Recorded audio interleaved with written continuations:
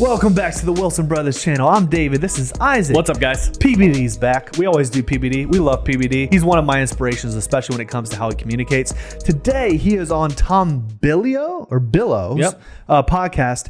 And the question is, do married men have an incentive to work harder? Ooh. This is fascinating. I'm not married. I'm a married man, and you're not. So do I have more of an incentive? Let's see what he says, because I think he has a really good perspective on the married and single portion of this, which will be perfect for us. When I recruited salespeople over the years, here's what I learned. Extremely good-looking guys and girls, single in their 20s, gave me the biggest headaches. Why? Because everybody wanted to be with them, and testosterone levels high at that level. Guess what? They're going to fool around. You're dating 3 girls in the office, and one of my best girls who made a lot of money last year, you just broke her heart. She left us to another company. I have to change my approach. I'm sitting there and saying, man, that guy over there is so boring. But he went from making $500 a month selling insurance to making $18,000 a month steady. Here's what I learned. He was married and he had kids. He has to make it work because he has to protect those 2 kids that he has. He has a mortgage. He can't go screw around. He's married. The likelihood of him going and clubbing and partying is lower. I have to invest my time in people who are the most bankable long-term. Stable home, stable relationship, more things to live for, more things to work hard for, more things that'll prevent you from making stupid decisions. Perfect. That is a dagger, ladies and gentlemen. What are your thoughts as a married man on that? Oh, I know how it feels. And I'm remembering when I was single. I mean, I got married when I was 22. You don't have that fire underneath of you that if you don't make this work, your family could be homeless. It's a very specific passion and kind of a fear, like a healthy fear, that you have to make this work. And if this doesn't work, I'm going to do whatever it takes ethically to make sure that I can make as much money for my family. And I know how that feels. Like when I'm editing our videos every single day, this channel is our future.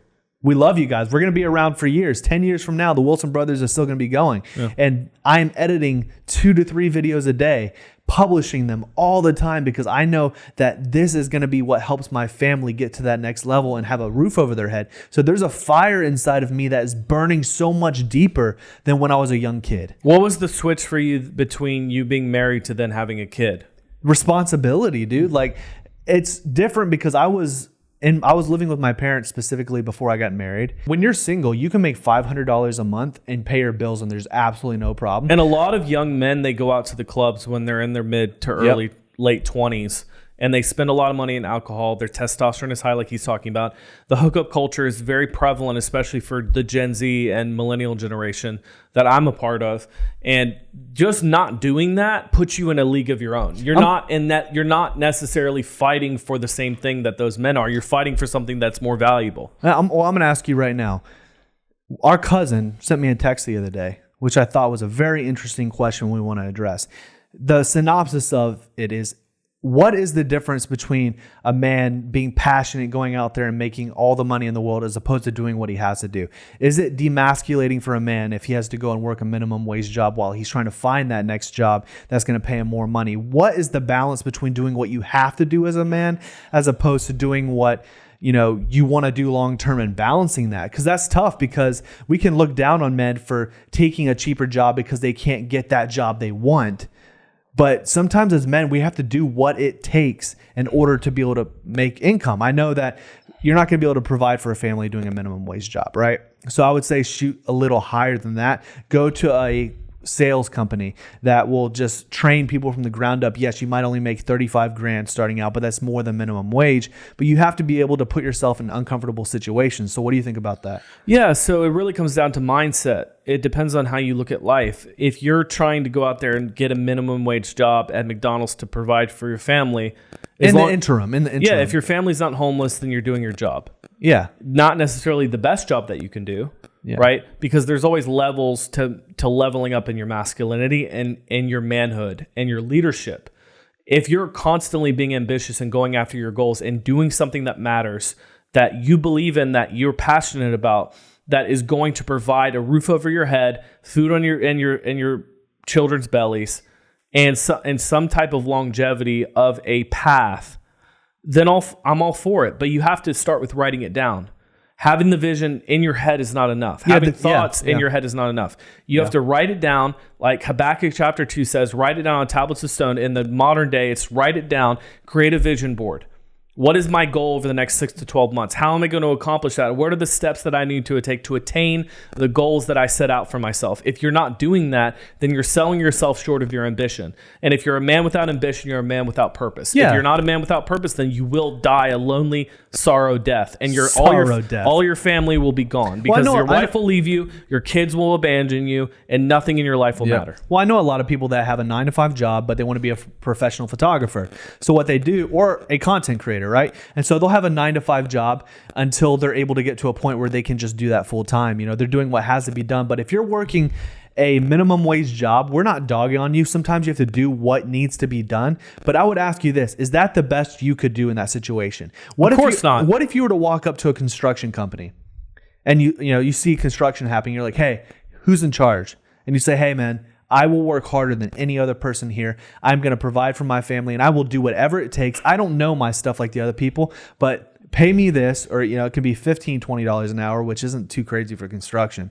And just be like, I'll make a little less than these other guys, but I will work harder and I will become the best employee you've ever seen. It goes back to they're going to hire you on the spot, and then you don't have to work minimum wage. But it goes back to the Ben Shapiro video that we reacted to, talking about he would rather have an employee that works harder and that wants to work up in the organization, is more malleable and moldable, than somebody that comes in and thinks they know it all.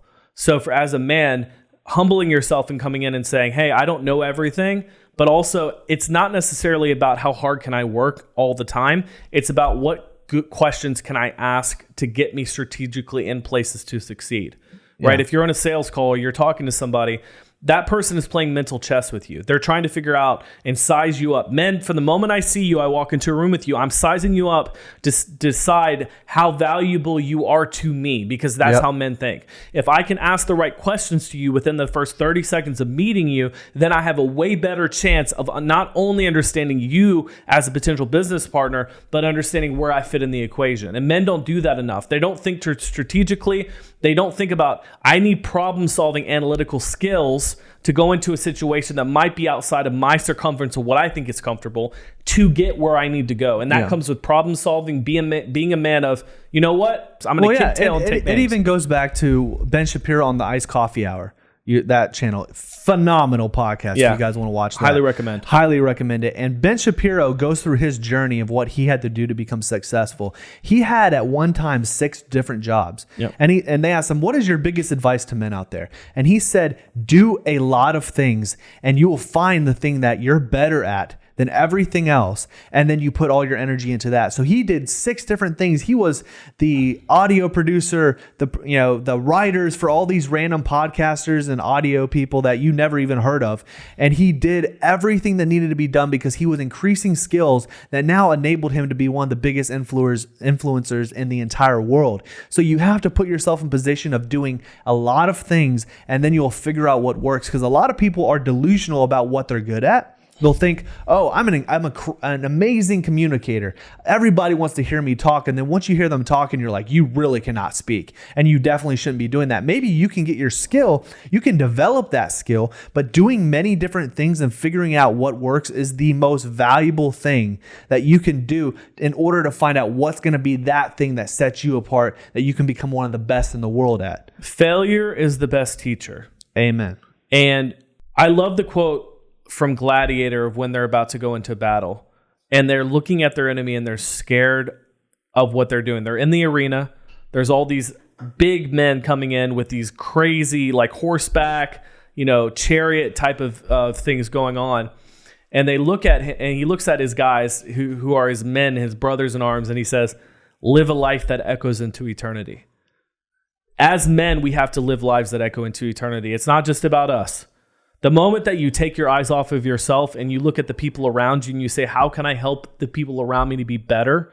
That's when you realize hope and purpose. Mission and vision is directly aligned with the cry in your soul to live a life that echoes into eternity. And that's how you create influence. And generational impact. Yeah. That's the most important part. That's how you become influential in this world. Yeah. And you have people that want to follow you, is when you care about other people and you look outside of your own little 2x2 box right Your here. narcissistic self-imposed delusion. Yeah. It's time for you to start thinking outside of yourself and thinking, how can I change the world? Do what you have to do as a man. Do what you have to do. Stand up and be a man. Let's go. We love you guys. Peace. We'll see you on the next video. Don't forget to subscribe. What do you think of this video? Do you think that PBD is right, that married men have more to fight for? If you think so, subscribe, comment below. Love you guys. Peace.